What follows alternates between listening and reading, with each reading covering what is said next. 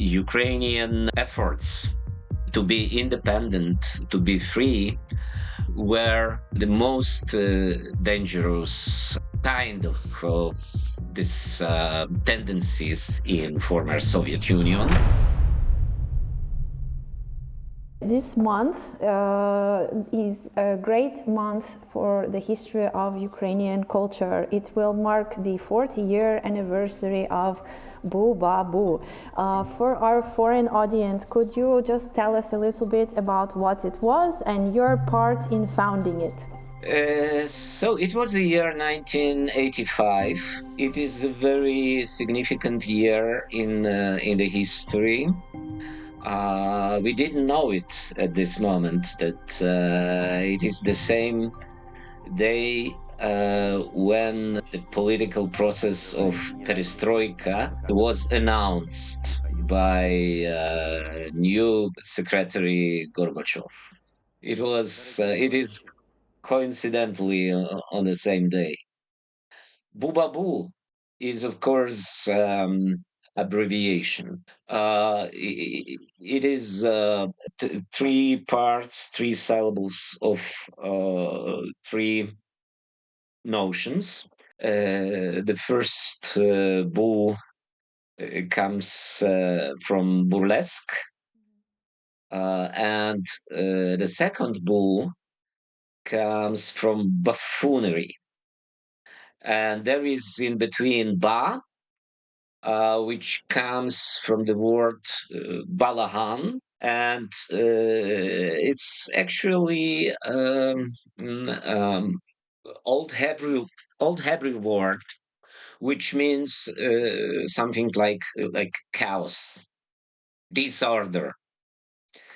And then later it became a very special meanings especially in Eastern European and Central Eastern European cultural space. And they called Balagan kind of small wandering theater, nomadic circus, some kind of very cheap and simple entertainment for the very simple people. So we took these three parts as three elements of our aesthetic program, so to speak. But we didn't have any manifesto or some kind of proclamation that we are going now to change Ukrainian poetry, Ukrainian literature. We just started by reading and writing and reading the poems, mostly for each other. Could you talk about the perception of the audiences? What was the hunger of Ukrainian public for such poetry at the time? So we used to exist 2.5 years before we started with this first presentation, which took place in Kyiv, and it was Molodый Theater. Its name was at that time Молодіжний Theater. And there was a very nice changing in administration of this theater. I think some time earlier, this theater invited from Moscow, invited outstanding Ukrainian director and dissident Les Stanyuk. He escaped from Soviet Ukraine to Moscow and spent there some years. And then in 87, he got an invitation from Kyiv to come back to Ukraine to become director and administrative director of Molodei Theater. And Les Stanyuk was just brilliant. He reorganized the theater. He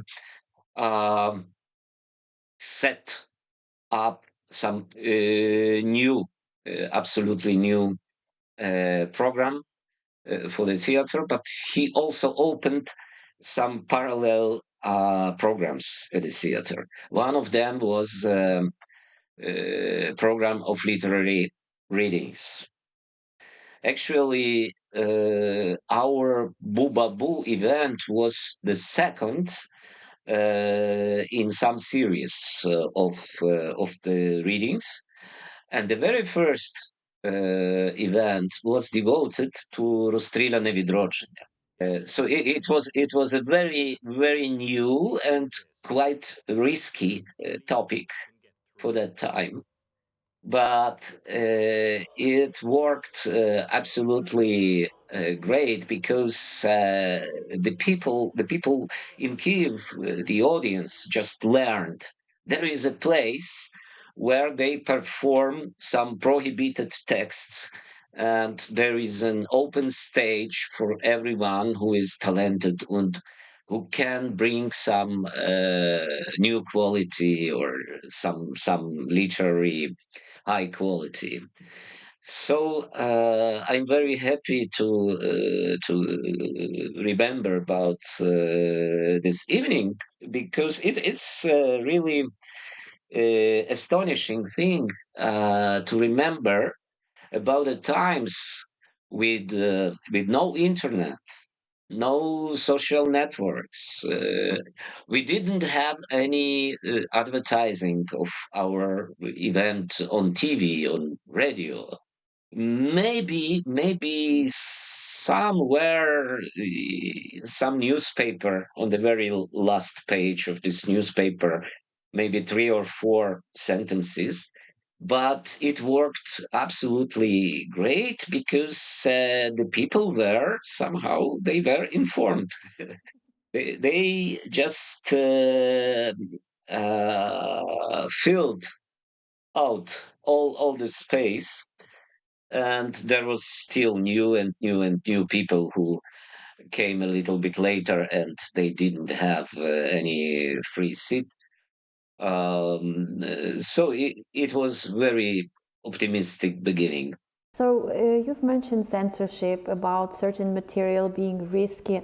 I think foreigners tend to associate this with earlier years of Soviet Union, with Stalin, with these great purges. But can you talk about how even growing up in the later years of Soviet Union, it was still risky to be a Ukrainian artist? What was it like to embrace Ukrainian language and culture in a time when Russification was the norm? So our Soviet Republic was a very special space and very special case. So in the late Soviet Union, I mean 1970s and 1980s, which is definitely post Stalinist era. But we in Ukraine, we still had something like softer version of Stalinism. And it was much worse than in other regions, some other regions of Soviet Union. So there was absolutely more liberal situation in three Baltic republics, in Georgia, of course, in Moscow. So many Ukrainian artists and poets in the 1970s just escaped to Moscow to do something there because it was not so dangerous as it could be in Ukraine. They just escaped from Ukrainian KGB, and they were somehow um, lost by KGB. But Ukraine was a very special case because Ukraine is a very special, well, used to be a very special part of Russian Empire in all the times, and Ukrainian efforts to be independent, to be free, were the most dangerous kind of this tendencies in former Soviet Union. So Ukrainian Republic was under very special control. And the previous generation of Ukrainian poets, they called them simdesятники. So something in between between Shizdesyatniki and our generation. They had really complicated times, and this challenge started in January 1972. It was a big special operation action by Ukrainian KGB. Many people were just arrested. There were a lot of attacks on Ukrainian cultural environment during just the weeks. In the middle of 80s, as we started, our generation, the most of those people from 72, let's call them the people from 1972, they still used to be the political prisoners. They still were in camps or in prisons. And the most significant person is, of course, Vasil Stus, who was killed in a camp in September 85. So it was we can we can be absolutely sure if we define this situation in Ukraine at the time as a kind of neo-Stalinism. It was continuation of the same politics. Thank you for watching this video. If you like our content, go to thekyivindependent.com and become a member today.